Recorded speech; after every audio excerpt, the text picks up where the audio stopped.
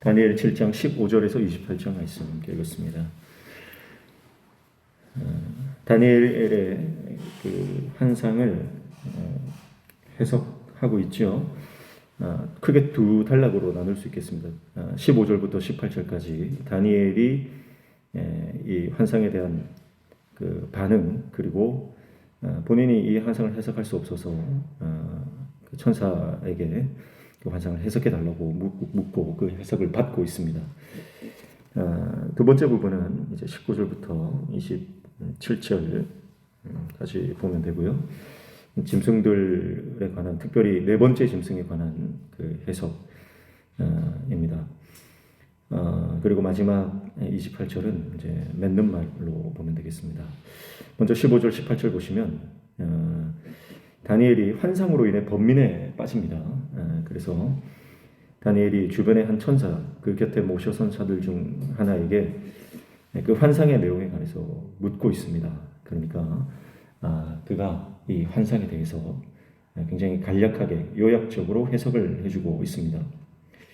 내용은 이렇습니다. 내 짐승은 이 세상에서 일어날 내 왕이고 결국 지극히 높으신 이의 성도들이 나라를 얻어서 영원히 다스릴 것이다 라고 하는 굉장히 간결한 그런 해석을 해주고 있습니다.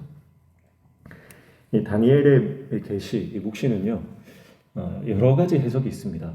일반적으로는 우리가 미시적인 관점에서 해석하는 거예요. 그래서 이미 일어난, 이제 역사 가운데 예수 그리스도가 오시기 전까지 이미 일어난 사건, 그러니까 다니엘이 볼 때는 아직 일어나지 않았지만 우리가 봤을 때는 이미 완성된 사건으로 이 예언을 해석하는 경우예요.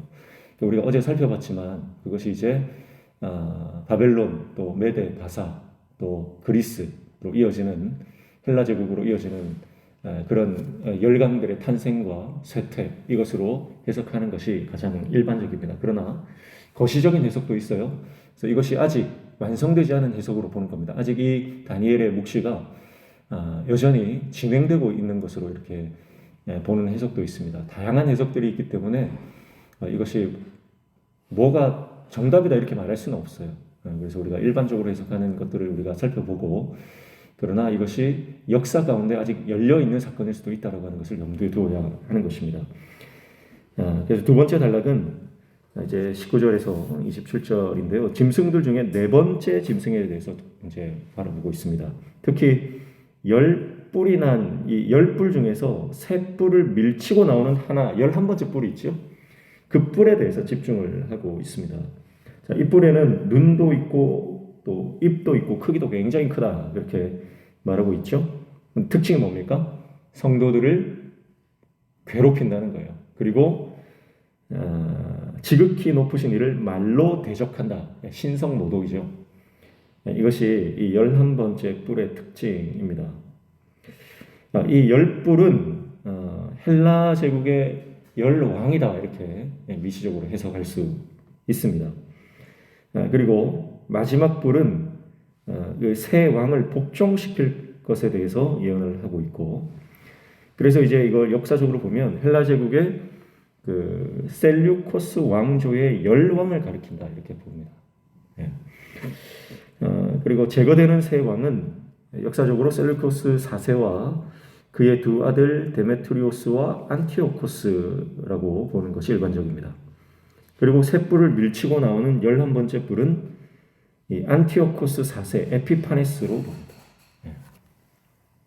그는 굉장히 자만심, 교만에 굉장히 빠진 사람입니다. 그래서 그는 신성 모독의 악행을 저질렀고요. 성도들을 비박했습니다. 그가 주조한 동전에는 왕 안티오코스 신의 현현이라는 글이 적힌 동전을 발행했습니다. 그러니까 동전에다가 자기가 하나님이다, 자기가 신이다 이 글자로 새겨놓은 거예요. 그리고 헬레니즘을 다양한 민족들의 통합 이데올로기로 삼았습니다.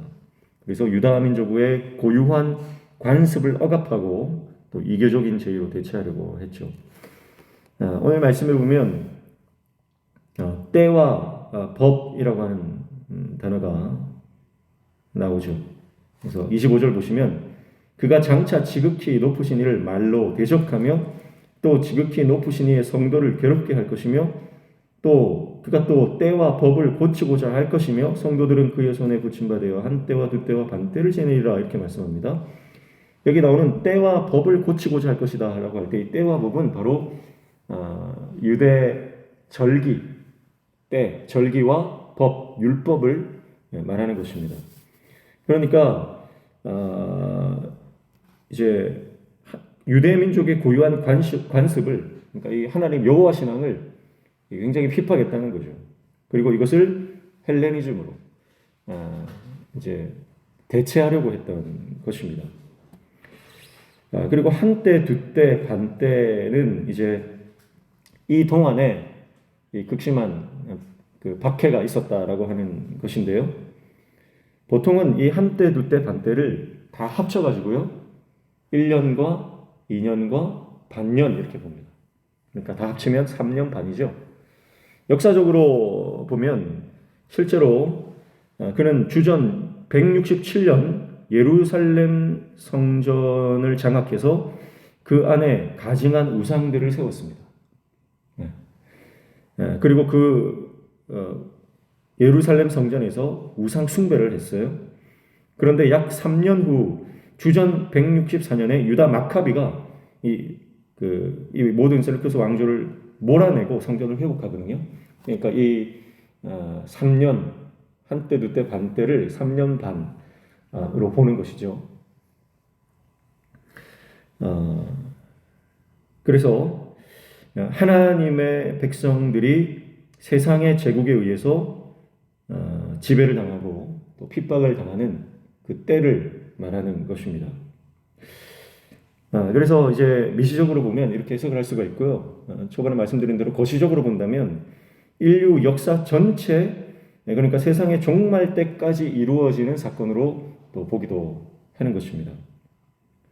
마지막 때에 하나님의 창조 질서가 파괴되고 하나님의 창조 질서가 변질되면서 성도들은 극심한 핍박에 임할 것이다. 이것은 여전히 현재 진행 중이다라고 하는 것이죠. 그래서 이 거시적인 관점에서 한때, 두때, 반때를 해석할 때는 이것이 마지막 대환란의 시간, 그래서 마지막 때 7년 대환란이라고 보통 하지 않습니까? 그때 절반인 3년 반을 이야기하는 것이다 이렇게 해석하기도 합니다. 근데 정확하게 이때가 어느 기간인지는 정확하게 해석할 수가 없죠. 우리가 추측할 뿐입니다. 그러나 분명한 것은 이 한때, 두때, 반때가 하나님께서 정하신 시간이라고 하는 거죠. 자, 여기에서 한때, 두때, 반때는 분명히 정해진 기한이 있다고 하는 겁니다. 여러분, 세상이 아무리 하나님의 백성을 핍박하고 하나님의 백성을 고난과 혼란 가운데 밀어넣어도요, 그것은 한시적이다라고 하는 거예요. 한시적이다. 그러나 하나님의 나라는 어떻습니까? 그러나 하나님의 나라는 27절 보십시오.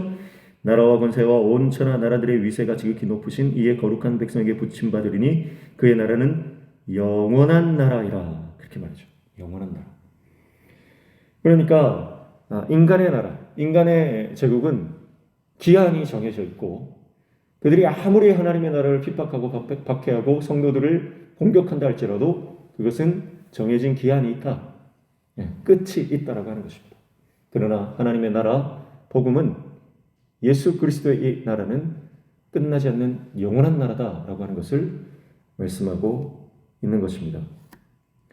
오늘 본문에는 이러한 열강의 제국들의 핍박과 공격이 있지만 그럼에도 불구하고 하나님께서 회복시킬 것이다라고 하는 것을 말씀하고 있습니다. 그래서 22절을 보십시오. 옛적부터 항상 계신 이가 와서 지극히 높으신 이의 성도들을 위하여 원한을 풀어주셨고 때가 이름에 성도들이 나라를 얻었더라. 그렇게 말씀하고 있죠.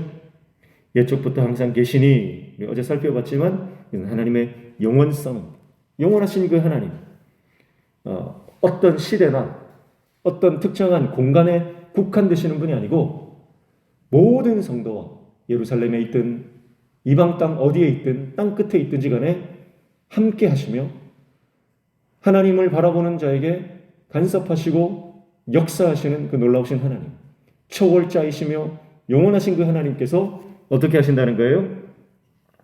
성도들을 위하여 원한을 풀어 주셨고, 그렇게 말씀하죠. 하나님은 우리의 모든 원한을 풀어주신 분이다라는 거예요. 21절 위에도 보면 그렇게 말씀하죠. 내가 본즉 이 뿔이 성도들과 더불어 싸워 이겼더니, 이렇게 말씀하죠. 그러니까 성도들이 이 뿔, 이 열강에 완전히 핍박을 당하고 완전히 공격을 당하고 환난 가운데 놓여 있는데 하나님께서 그 모든 원한을 풀어주신다라고 하는 것입니다. 예. 그리고 결국은 성도들이 나라를 얻었더라, 이렇게 말씀하죠. 예. 우리가 주님을 끝까지 믿고 나아갈 때 하나님께서는 우리의 모든 마음의 원한을 풀어주시고 하나님의 영원한 나라를 누리게 하시는 줄로 믿습니다. 그리고 27절에도 나라와 권세와 온천한 나라들의 위세가 지극히 높으신 이의 거룩한 백성에게 붙임 바 되리니 그의 나라는 영원한 나라며 모든 곳에 있는 자들이 다 그를 섬기며 복종하리라, 그렇게 말씀합니다. 거룩한 백성에게 붙임 바 되리라, 그렇게 말씀하죠. 하나님께서 모든 것을 회복시켜 주시고 우리의 손에 붙여주신다, 그 말이죠. 세상이 아무리 힘이 세고 권력이 있고 아무리 강력하다 할지라도 하나님 손 아래서 그들은 다 엎드려집니다. 그리고 하나님께서 그 모든 것을 하나님의 백성들, 하나님의 성도들의 손에 붙여주신다라고 하는 것이죠. 고난의 끝이 반드시 온다는 것입니다. 반드시 하나님의 나라가 이 땅 가운데 실현되고 하나님께서 통치하시는 나라가 온다는 거예요. 하나님의 백성들을 하나님께서 승리케 하신다.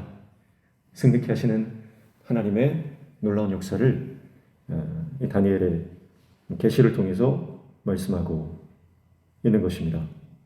사랑하는 성도 여러분, 하나님의 나라는 영원한 줄로 믿습니다.